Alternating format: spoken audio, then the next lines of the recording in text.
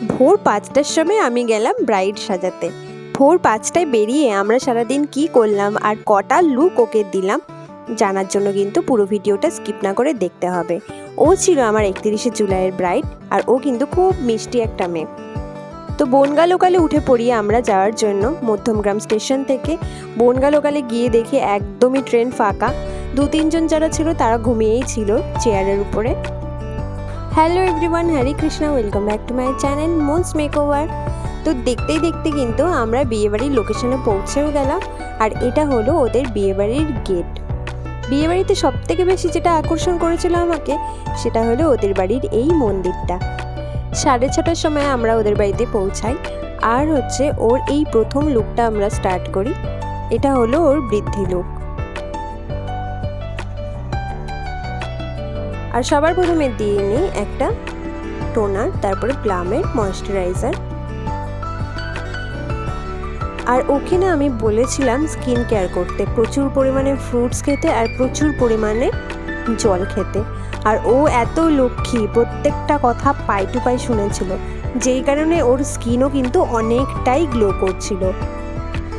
নাইকার concealer palette থেকে কিন্তু ওর colour কারেকশনটা আমি করে নেব। তারপর একটা বিউটি ব্লেন্ডারের সাহায্যে হালকা হাতে খুব ভালো করে ব্লেন্ড করে নিতে হবে। আর আরেকটা গুরুত্বপূর্ণ কথা সেটা আমি কিন্তু আমার ব্রাইডকে বারবার বলেছিলাম যে প্রচুর পরিমাণে ফল খাবে আর জল খাবে, তার কারণে ওর স্কিন কিন্তু খুব গ্লো করছিল।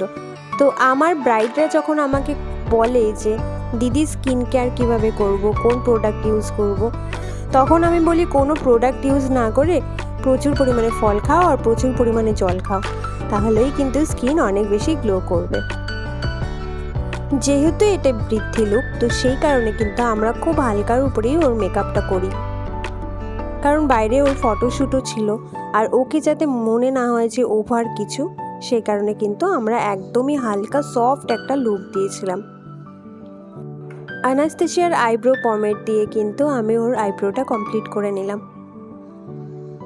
আর জ্যাকলিন হিল প্যালেট থেকে কিন্তু একদম সফট 2-3টে কালার মিশিয়ে আমি ওর আই মেকআপটা করে নিই। আর এই আই মেকআপে কিন্তু কোনো রকম আমি শিমার বা গ্লিটার ইউজ করিনি, কারণ এটা দিনের বেলার লুক ছিল। নাইকার এই কাজলটা আমি ওর চোখে অ্যাপ্লাই করব। আর এটা একদমই স্মাচ হয় না, তো একদম যারা চাইছো যে ওয়াটারপ্রুফ প্লাস স্মাচ প্রুফ, এই কাজলটা তোমরা অনায়াসে ইউজ করতে পারো। আর খুব হালকা কিন্তু আমি ওর কন্ট্রোল করি, আর আইটাও একদম সফট ন্যাচারালের উপরে রাখার চেষ্টা করেছি আমি।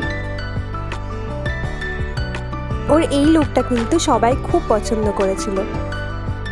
আর ম্যাকের ব্লাশার আমি এখানে ইউজ করেছি, একটা পিচ কালারের ব্লাশার আমি নিয়ে নিয়েছিলাম। ম্যাকের ব্লাশারের পর কিন্তু আমি ম্যাকের হাইলাইটার ইউজ করি।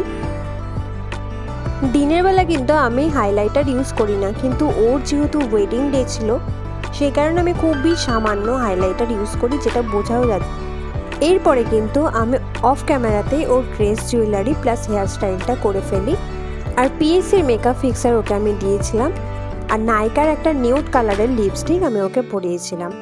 আর ওদের একটা নিয়ম আছে যে গলায় কোনো ফুলের মালা পরে তারপরে ওদের বৃদ্ধিতে বসতে হয়।